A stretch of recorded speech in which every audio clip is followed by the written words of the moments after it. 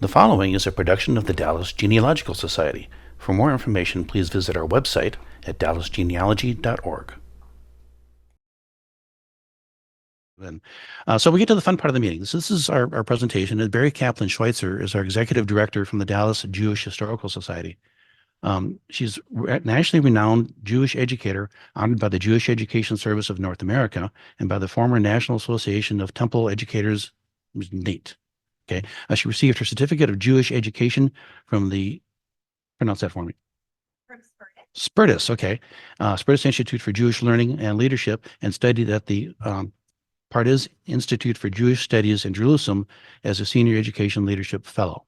So with that, I give you Beri and look forward to hearing what she's got to say.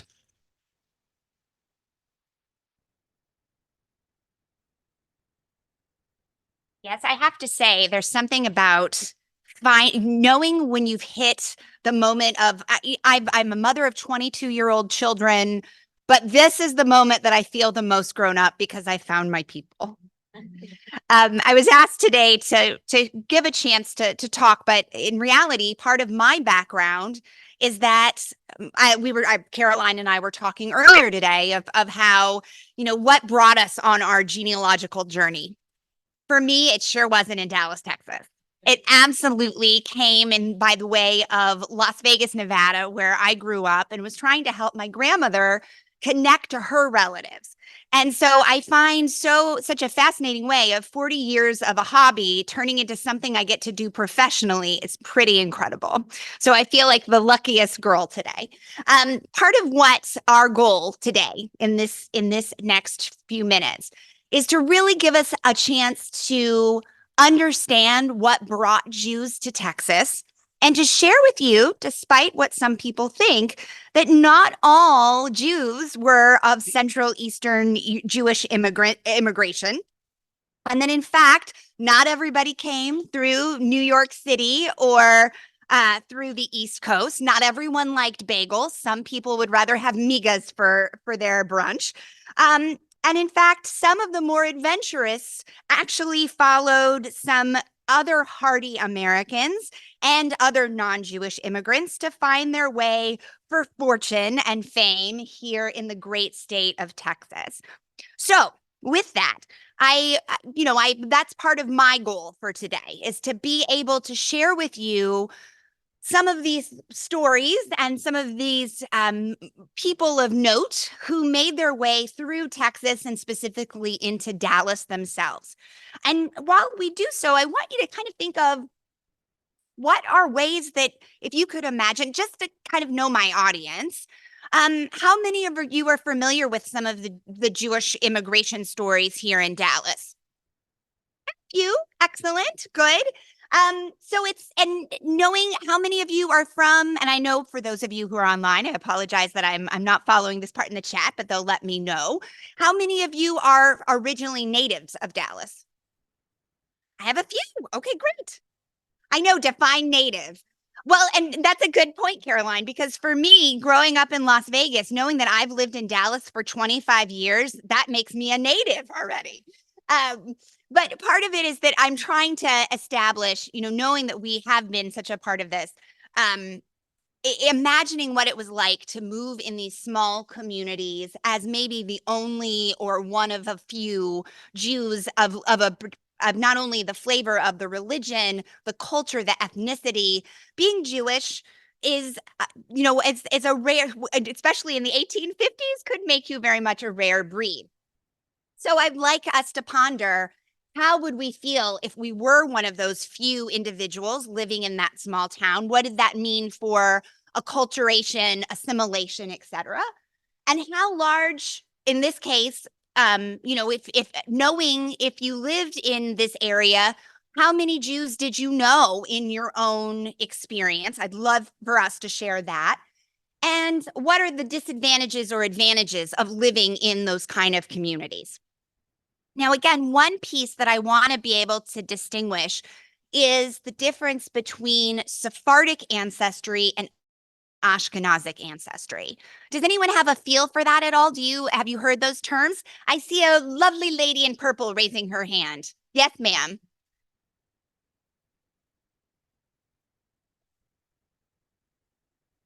Perfect. Once again, thank you. You have proven to me that this is my people. So yes, so Sephardic ancestry is those who were, again, from the word Sepharad, means that they are from Spain. Of course, Jews had been already immigrating from around the time of the destruction of the temple because of the diaspora, but that's a whole nother historical conversation for another historical time. But that is it. That's an important part, that the Jews, there were different cultural pieces. The language was different. Sephardic ancestry meant that they might have had similar foods that were to the communities that were living in Spain, Portugal, and after 1492, when 160,000 Jews were expelled. I know, 1492, you think of who sailed the ocean blue. It's kind of interesting. That happened to happen not on coincidence. But part of why we bring that up is that Jews were actually part of the warp and weft of the American landscape pre-America. Sephardic Jews had actually landed as early, we know, as when they came from Recife in 1657. So pre-colonies, if you will. We were part of that. Anyway, that's important because, of course, there are multiple other waves of immigration that come through. And again, we know we have Sephardic ancestry living here. They had already, there's a push-pull that was happening. And so many of the Sephardic Jews had actually become comfortable. They didn't live in the Eastern European ghettos that would eventually exist in the 1400s and beyond. So that's important to remember. Because they felt more comfortable in assimilating. So part of why I bring all of that up is because as these Sephardic Jews who were living in these colonial times really did some incredible things and found their way, of course, finding their way here to Texas. Now, to give you a little info again about our specifics in Texas. Organized Jewish life in Texas didn't begin until 1854, when a group of Jews in Houston actually bought land for a cemetery. So there had been Jews, again, living in that period, but they found themselves in an organized manner, again, following the values of their religion and starting the Hebrew Benevolent Association. And in 1859, those 32 men established Beth Israel, the state's first Jewish congregation.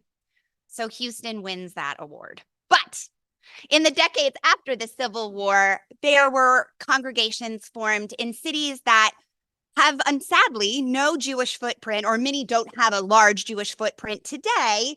Communities, this is not one of them, Galveston in 1868, Jefferson in 1873, Dallas here in 1874. We just celebrated our sesquicentennial, I still love saying that word, 150th anniversary here in the Dallas area. San Antonio in 1874, Austin in 1876. Sometimes this just gives us bragging rights of being able to say who came first. But including communities like Beaumont, El Paso, Corsicana, and Greenville. In fact, this is actually a picture of the first building, which was Temple Emmanuel. It is the oldest and largest congregation here in Dallas. Does anyone know where that is currently located? Okay, Caroline. That's right, Northwest Highway in Hillcrest. It looks nothing like this building. Unfortunately, this is located off of where really 75 is now. In the 40s and 50s, so much of the Dallas community was segmented. It had been centralized, but then was really torn apart by highway as the highways were built. And this was the first of 3 locations for Temple Emmanuel, but we'll get to that in another second. I would like to introduce you to an interesting gentleman. This actually is Mr. Adolphus Stern. Are we familiar with him?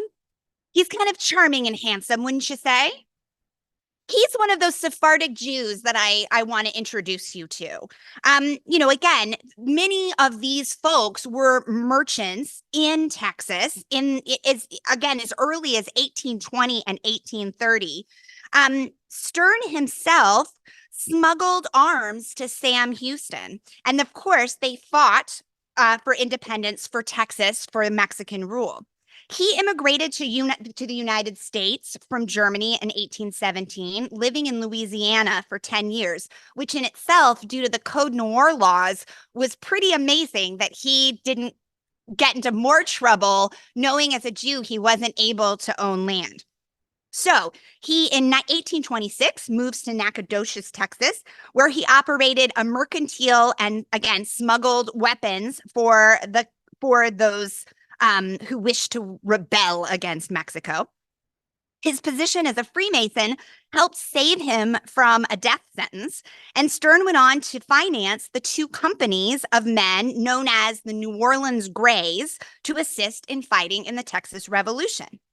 In 1826, Stern moved to Nacogdoches, Texas, again, establishing this mercantile business, and he was required to swear an oath of loyalty to Mexico, which governed Texas at the time.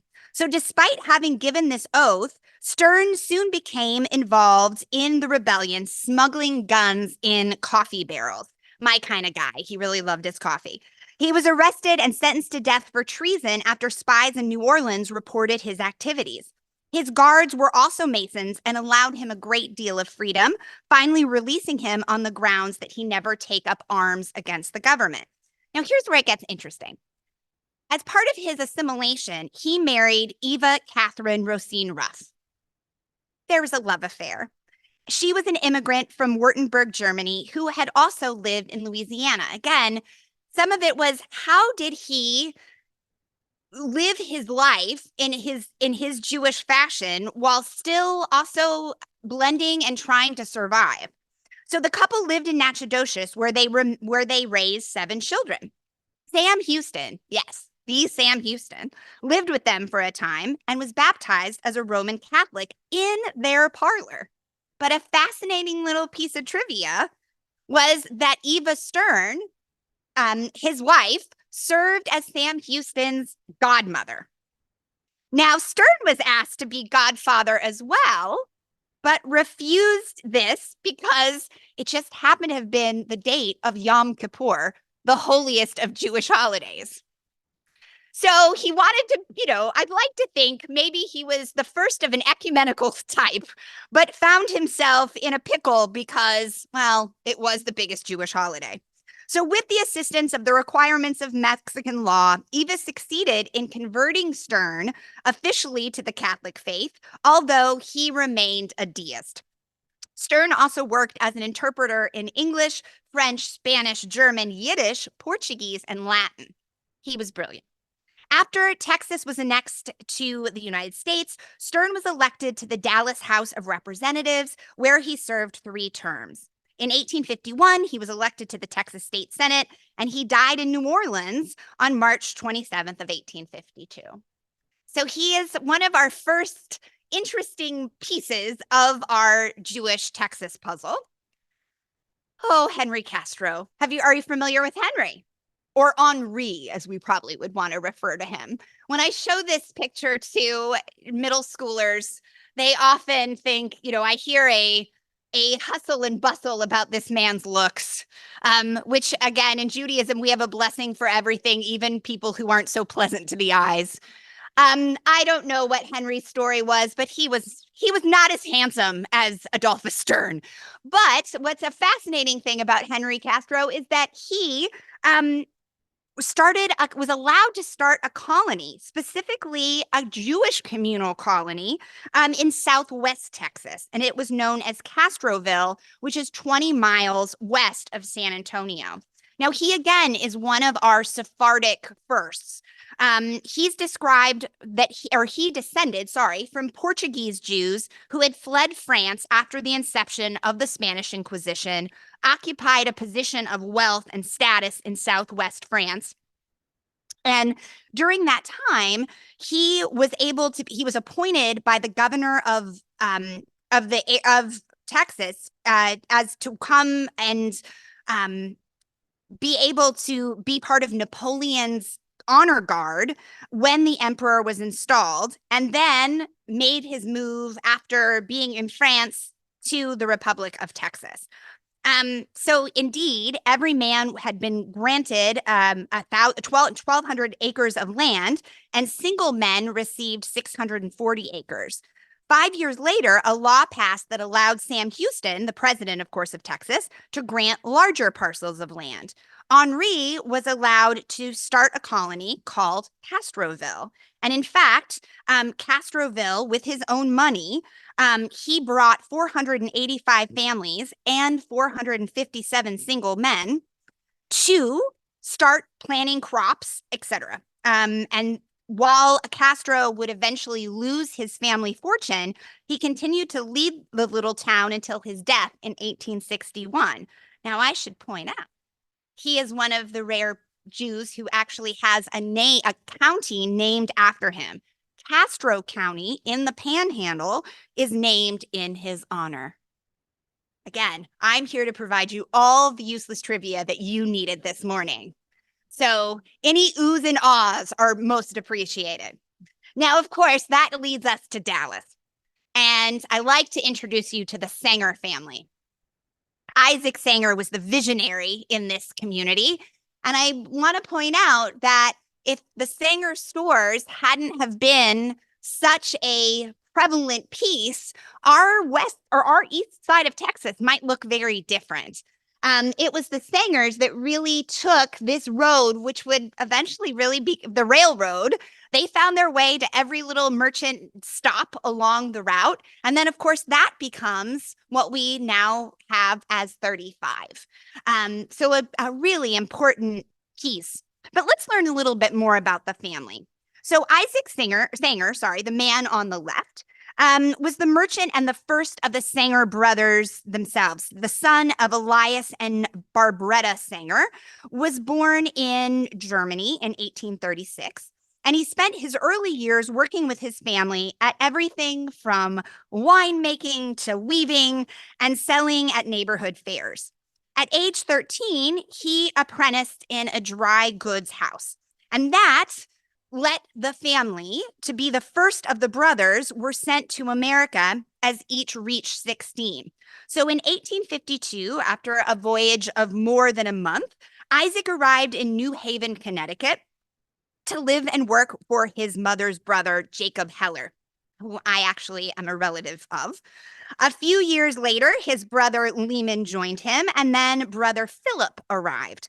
Isaac moved to Texas in 1857 via New Orleans and Houston. That tends to be a very common path of our Jewish immigrants. But I do want to point out that the differences between Castro and Stern before them is that this represents the Sangers in this period represents post 1850 the first wave of German immigrants that were coming to the United States. And that's really important. Two big things, historically speaking, start to happen in Germany. There's the Enlightenment, and there's also the ability to engage in the community in a different way. So that for the first time, while Jews might still not be able to be landowners, they started, because of the work of Moses Mendelssohn, started to get some social clout, which allowed them to start to move. And of course, the United States, by this period, has more opportunity to allow for mobilization and upward mobility for those who were moving here. Doesn't mean it was perfect, and I'll get to that in a second. But what was really fascinating, of course, is that as the brothers all join, is that when Lehman came to Texas, the Sanger brothers and Baum, which of course, I was just at the Baum at Old City Park. That's who we refer to with the Baum House. Or the Blum House, sorry, 60 miles west of the frontier, where they encountered some anti-Semitic prejudice. When the Civil War broke out, the brothers joined the Confederate forces.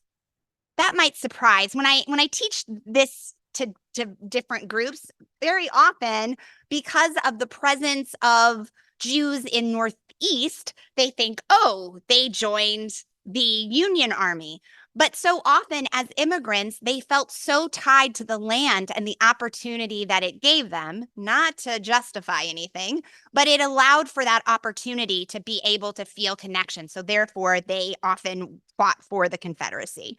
And so they started a store when after the war, while they were almost destitute, they returned to Texas, and Isaac was elected or appointed district clerk of Parker County. They started a store in Milliken with Morris Lasker as a partner. Lasker moved on to Galveston, and he later became a civic leader. Now, unfortunately, as you might have studied, there was a major yellow fever epidemic around the same time that caused the Sangers to close their Milliken store and move to Bryan. In the 1860s, they followed the Houston and Texas Central Railroad, opening stores all the way through north central Texas. They branched south to Waco, north to Sherman, and west to Fort Worth, and even built a store in the panhandle town of Clarendon. And Isaac spent most of his time at auctions in New Orleans, and then later would come to be the main company buying office in New York. But the Sanger brothers really were respected throughout Texas by the time the railroad reached in 1872.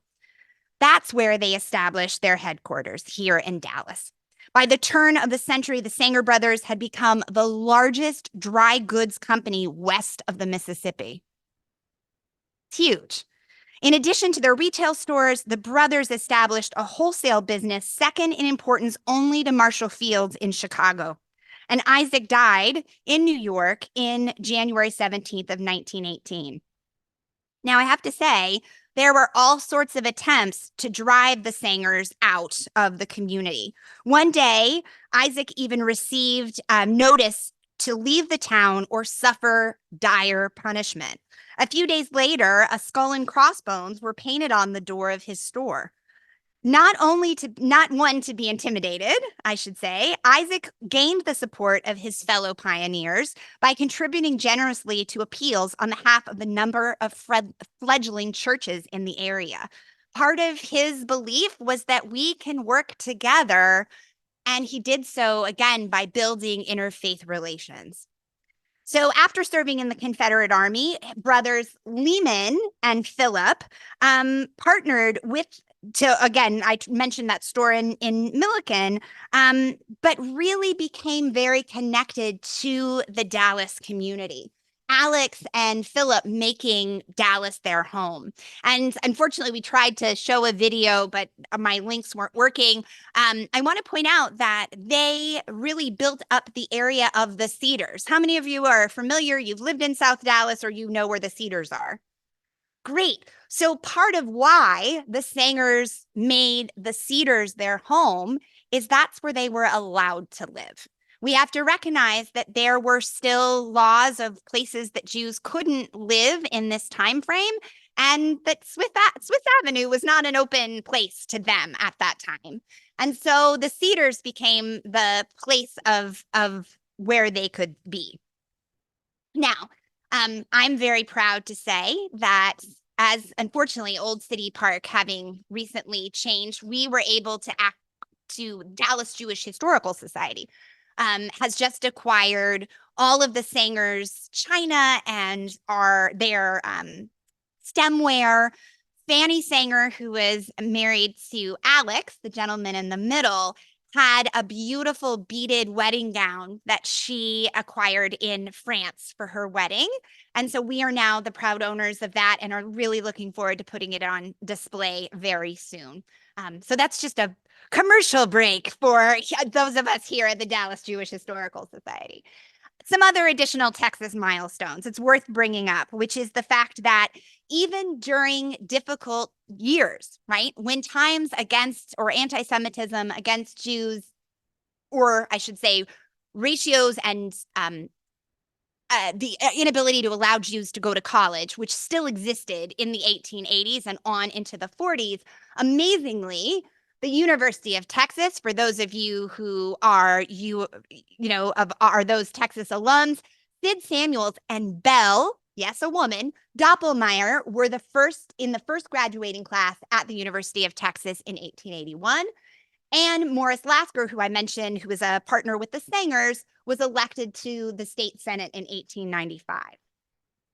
This is a picture of the second Sherith Israel building being established. And as Rabbi William Greenberg said at the time, the history of the Jews of Dallas is the history of the growth and advancement of the city itself.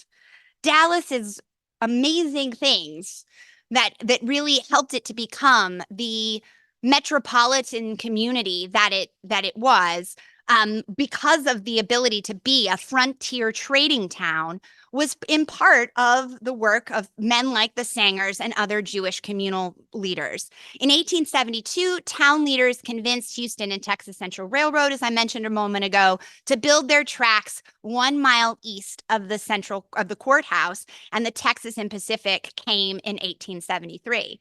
Ironically, as the community would then follow those rail lines to create Central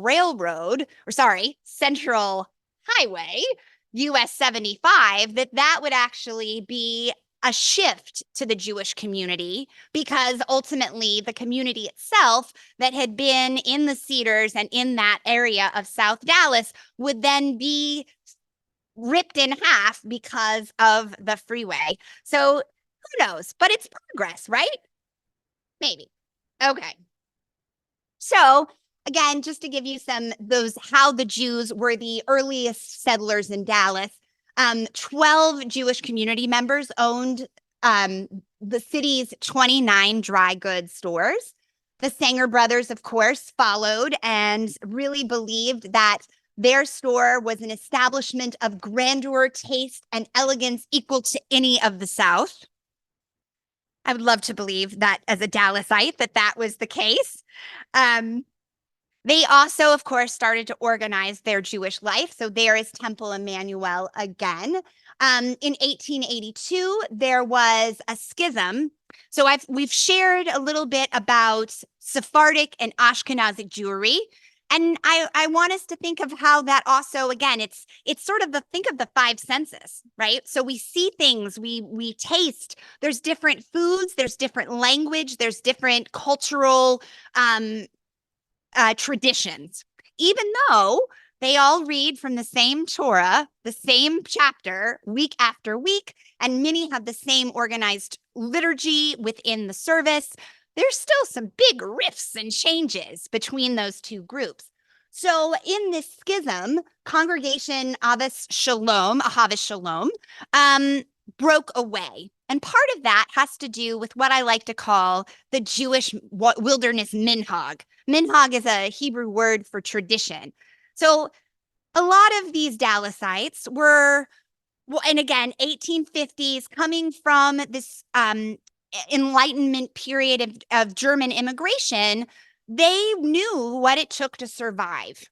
Then, as other waves of Eastern European Jews were coming through, again, Sephardic versus Ashkenazic, Jews who had settled in Dallas and had really gotten a flair of the American West, there would be some crosshairs. There would be some, maybe, I don't know. I know that we all, as human beings, we get in those boxes, and I'm sure that we know historically speaking that this has also happened in other organized religions, but we have to recognize that they all could be the same religion and have absolutely nothing in common. And that was the case of these folks who were moving in different waves of immigration. So, as now we're going to skip a little bit ahead to the late 19th century, when growing numbers of Eastern Europeans again were moving into Dallas. And here's the thing. So now we had Sephardic Jews from Spanish and Portuguese ancestry who might have been living in the United States for 150 years at that point, along with Ashkenazi Jews who are from Germany. That's our first wave of migration. And now we have another wave of migration. These two groups don't get along either. We have Eastern European Jews who are coming in with not the same level of education, and maybe have had some other disadvantages living in ghettos that these other two groups didn't have. And so we're seeing community members, although we're very proud and appreciate them, that we're having, again, we're starting to see splinters. So instead of Temple Emmanuel and other congregations, now a new group of traditional Jews start to come in. And again, this is before labels were formed within Judaism. So if you're familiar with Reform, Conservative, right, it's kind of like Methodist and Episcopalian and all the different titles. That didn't exist in this period of time. And I really want to stress that. Again, the Reform movement didn't get its name in the United States. Does anyone have a guess? Just throw out a number. Actually, the point is that it wasn't until 1874. So Jews in Dallas were already organized and practicing their own religion here in Dallas before the national organization of the Reformed Jewish movement was founded. So that's part of why we're very proud of our history here in Dallas. But to start to wrap up, so we know that Congregation Shereth Israel was built, and by 1900, they had already grown. They had 55 members. By 1919, we're already 150 members. Very often, they would have lay leaders taking part in services. Rabbi Louis Epstein had been one of the first graduates of the conservative movement. Again, by the early 1900s, now we actually have movements that are being founded. But they would partner together and provide education. And that was a united front within our community that was very important and continued to go, especially through the 20s, when unfortunately so much of the interest was having to fight with the KKK, and the fact that Dallas also had the largest Klan presence in any state in the country. Yeah. So with that said, again, they were very prevalent in business during this time. Beri actually served as president of the Dallas Cotton Exchange. And I have to point out, again, with these differences of who lived where, it's vital to know that there were these Eastern European communities that, again, were living in another section, another part. Not that the Cedar folks looked down on the Goose Valley folks, but they didn't have some of the same connections as you can imagine culturally. So North Dallas was surrounded by railroad tracks at this period of time, and Goose Valley offered cheap housing and economic opportunities to Poland and Russian Jewish immigrants. So by 1880, Goose Valley established Tiferet Israel, which is still with us today. It's now off Hillcrest. And by 1900, they had 3,500 members. Another term for Goose Valley, does anyone know what it was called? Oh, my beautiful historians. It was also known as Frogtown. Yeah. Why? Because when they established Trinity, when they, helped to dam the Trinity River or relocate the Trinity River, frogs would just show up. So I can only imagine trying to celebrate Passover or, imagining the retelling of the 10 plagues as these frogs are hopping along the way. But I do want to point out there were congregations that would come and go. And here's another one of those really interesting cross moments where there was an organization called Anshe Sfard that had been Jews of Sephardic ancestry, but who had lived in Austria, Romania. So here's one of those sticky widgets. They're from Eastern Europe, but they believed and followed the liturgy of the Sephardic Jews. What's really fascinating about this group, and sadly, the congregation would eventually go under in the 50s, but the building that they were in was also right on Ackerd. And so what we like to refer to as Little Jerusalem meets Little Mexico, that they work together in close proximity, speaking both Yiddish and Spanish with each other. And in fact, now, if we were to go to Harry Hines Park, which is right across from the Amergee Bank off of Cedar Springs, right in that area, there is a really important Texas historical marker that my predecessor in our organization who worked with DMAL, the Dallas Mexican, another organization, we partnered together to create a historical marker sharing the significance, because these gentlemen would eventually, their congregation would eventually sell their building to the First Baptist Church of Mexico. And that church still continues on today, not in that location. The location was destroyed, but they kept working together in business. And it was a really amazing example of how Dallas and our diverse communities were able to partner and befriend and work together. It is so often we tell stories of our community that, like when I say, well, we were the biggest KKK chapter in all of the United States, it gets buried and we don't get to share the beauty of how we were able to also partner and work even as early as the Sangers in interfaith work as well. So that was Agudas Achim. Again, what starts happening in the 20s as more traditional Jews start moving in, we have a larger group that is found. We have now Jews of all flavors, people who are maybe less traditional, but still feel connected to their heritage and their religion. While we have others who are Shomer Shabbos by means of they protect Shabbat and they only walk to their synagogues, which in the case in 1925, Agudas Achim was created because they weren't, again, with all of the railroad tracks, they couldn't necessarily walk to synagogue the same way. So the Jews had to move around their community. Other big organizations that were created here or became part of the fabric of Dallas was in 1879, Dallas Jews created a Young Men's Hebrew Association. They couldn't belong to the YMCA, so they had to develop a YMH clay, an HA.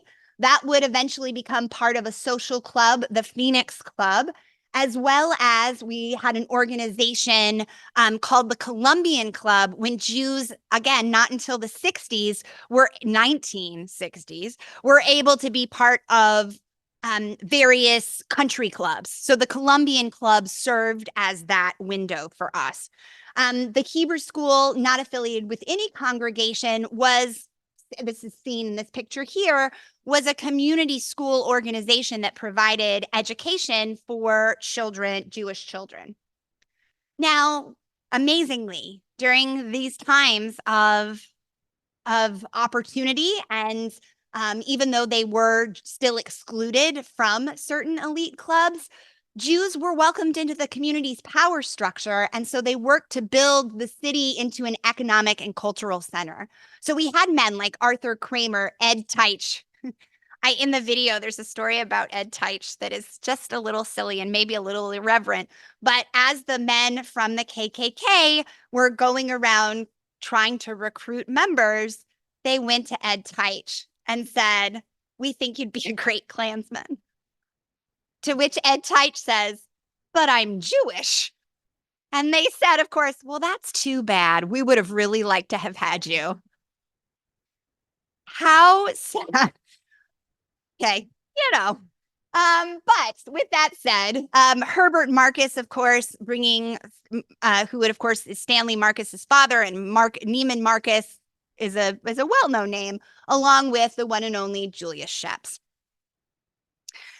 I would have to say that it's the civil rights that also bring an important part to the Dallas community. Rabbi Lefkowitz, not to just signal out or just those rabbis at Temple Emmanuel, but two rabbis at Temple Emmanuel, David Lefkowitz and his wife Sadie, who, a little piece of trivia, Sadie created the Visiting Nurses Association.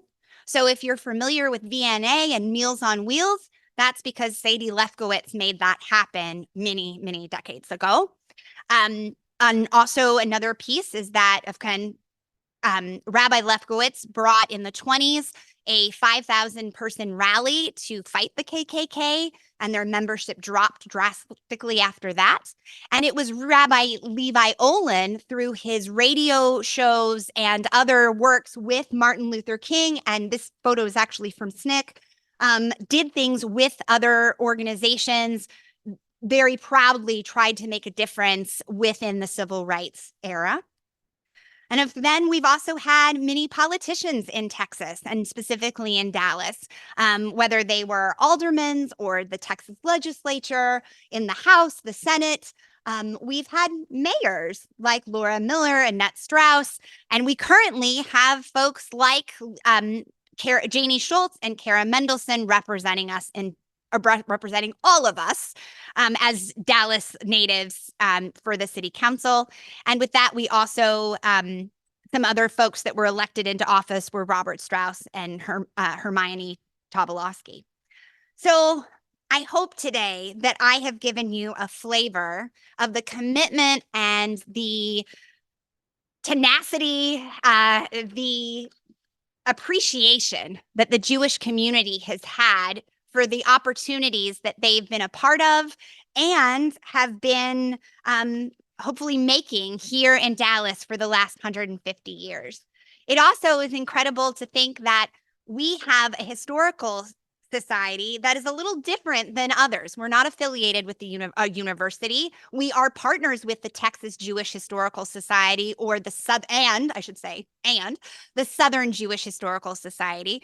But we are our own special organization at the Dallas Jewish Historical Society, with our own 501c3 at the Jewish Community Center. We're a museum without walls, if you will.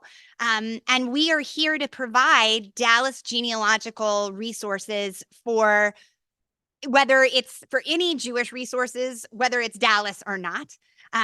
Being a genealogist for 40 years, and I'm about to get hopefully my certificate in genealogy from Boston University in the next few weeks.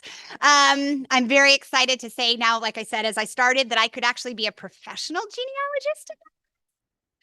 But it's been a pleasure to share with you and to know that we can continue to partner and grow together as we say in the Torah, and as we say together, may we, both organizations, the Dallas Genealogical Society and the Dallas Jewish Historical Society, may we go from strength to strength.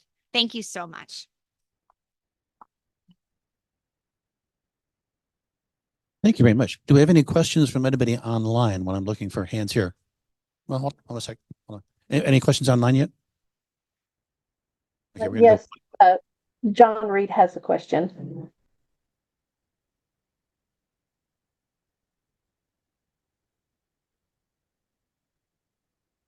Okay, I've asked him to unmute. I'll go ahead and pose the question. During what time period were they excluded from land ownership?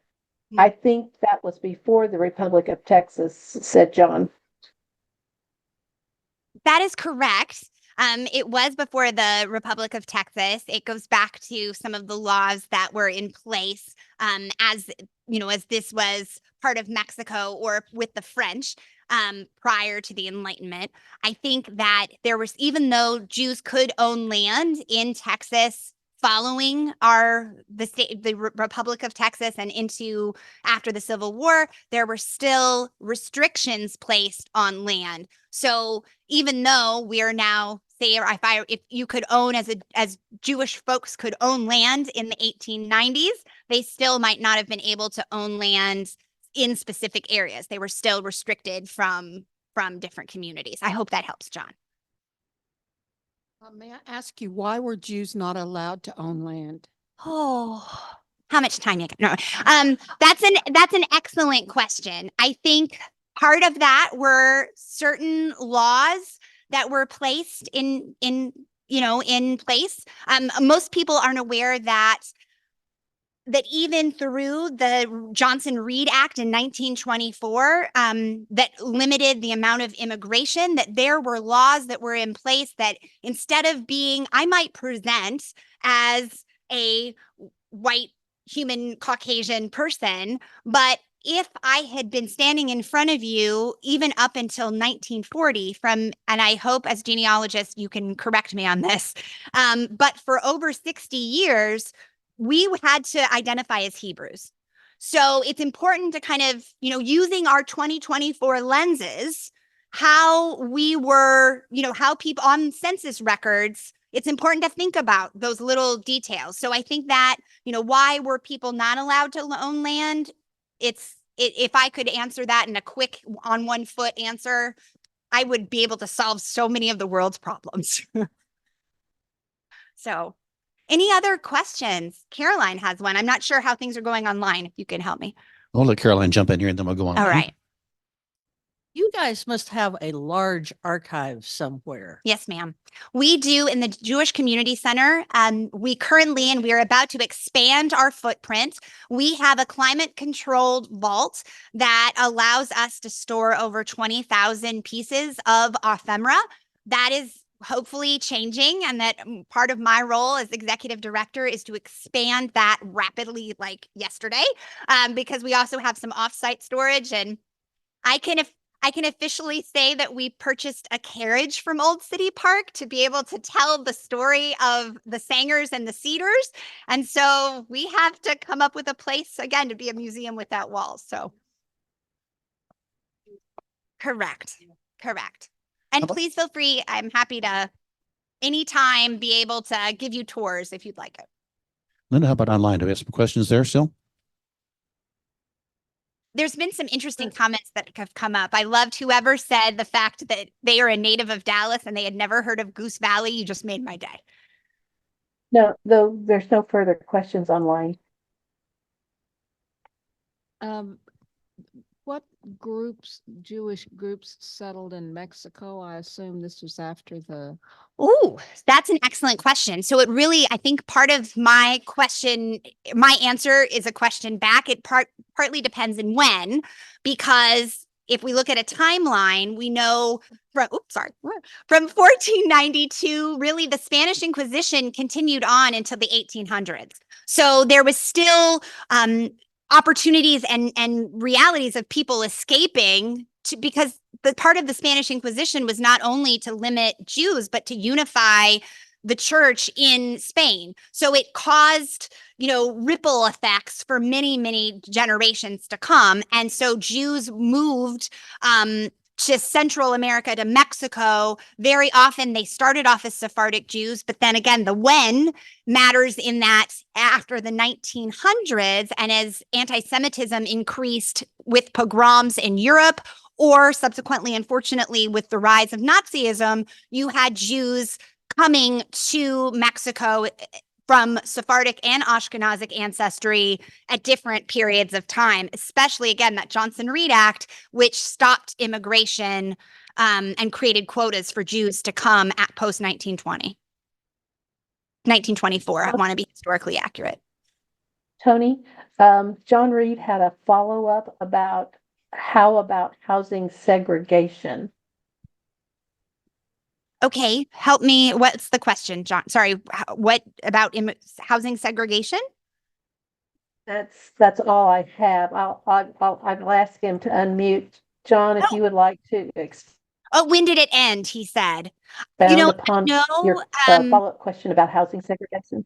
I want to be an accurate historian. I don't know the exact year of when that happened but a big part of it, of course, when President Johnson signed the Civil Rights Act, that had a lot to do with it in the 60s. So I hope that helps. And if you'd like, I will provide more information. You can all email me at director@djhs.org. And John, I would be happy to do some more research and get you the official facts for you. So, Tony, I have one more question from Sherry and Shorty. In today's U.S., what percentage of Jews here are Sephardic versus Ashkenazi? that's a good question. Keeping me on my toes. I love it. So, interestingly enough, of the overall Jewish population, we only make up just a little bit more than 2% of the United States population. That's not a lot. And then from that, we don't always identify the numbers between Sephardic and Ashkenazic. Very often in the Pew study that was done in 2020, there wasn't that kind of breakdown precisely. So that's a good question. I can tell you, like I said, the exact number of Jews approximate in the United States. To tell how many are Sephardic and how many are Ashkenazic is a little harder. And I would say that number is also shifting, thanks in part as people learn more about their Sephardic ancestry and recognizing that maybe their families were conversos, which is a whole nother topic for a whole nother time. I hope that helps. Again, I'm happy to answer any questions. Feel free to email me and I would love to share what I can. That seems like it's it. Okay. Thank you. Thank you so much. Wonderful.